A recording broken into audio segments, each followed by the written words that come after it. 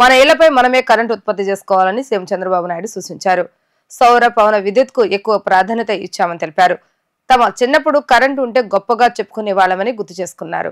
సౌర పవన విద్యుత్ వల్ల ప్రజలకు భారం తగ్గుతుందని అన్నారు. కుప్పం నియోజకవర్గంలోని నడుమూరు గ్రామంలో పీఎం సూర్యఘర్ సోలార్ పైలట్ ప్రాజెక్టును సీఎం చంద్రబాబు నాయుడు ప్రారంభించారు. ఈ సందర్భంగా ఆయన మాట్లాడుతూ ఈ పథకం ద్వారా ప్రతి ఇల్లు నెలకు 200 యూనిట్లు ఉత్పత్తి చేసుకునే అవకాశం ఉందని తెలిపారు. 60 యూనిట్లు వాడుకోవచ్చని, 140 యూనిట్ గ్రిడ్ కు ఇవ్వొచ్చని అన్నారు.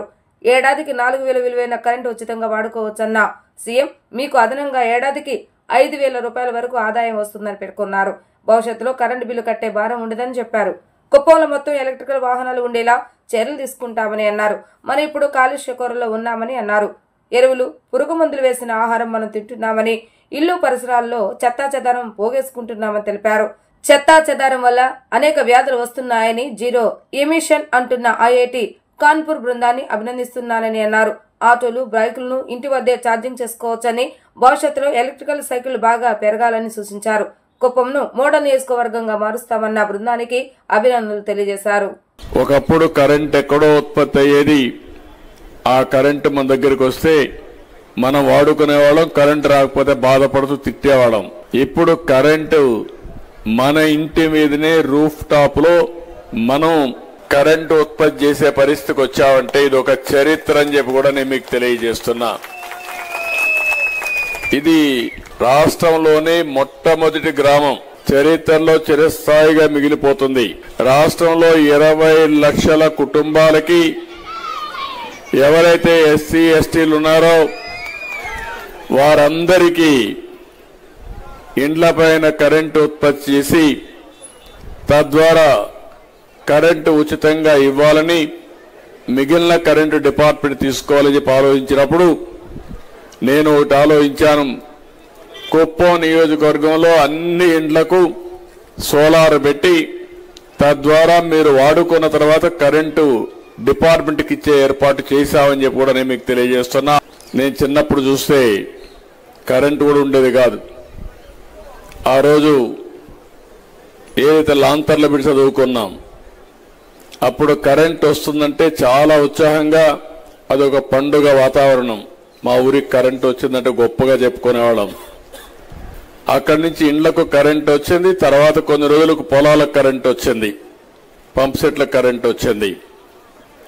ఈ రోజు మీరు చూస్తే నేను 2014లో ముఖ్యమంత్రి అయినప్పుడు సోలార్ కరెంటుకి ఎక్కువ ప్రాధాన్యత ఇచ్చాను, విండ్ కరెంటుకు ఎక్కువ ప్రాధాన్యత ఇచ్చాను.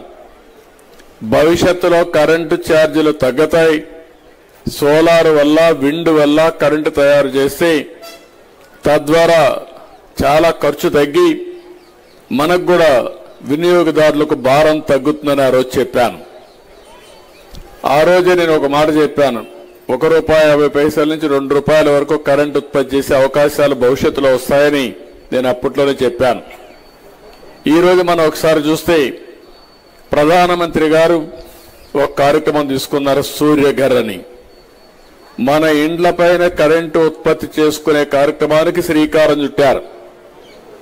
ప్రతి ఒక్కరికి 2 కిలోవాట్లు కరెంటు ఉత్పత్తి చేసుకోవడానికి సబ్సిడీ ఇస్తారు. ఒక్కొక్క కిలోవాట్కి ₹30,000 చొప్పున 60,000 ఇస్తారు.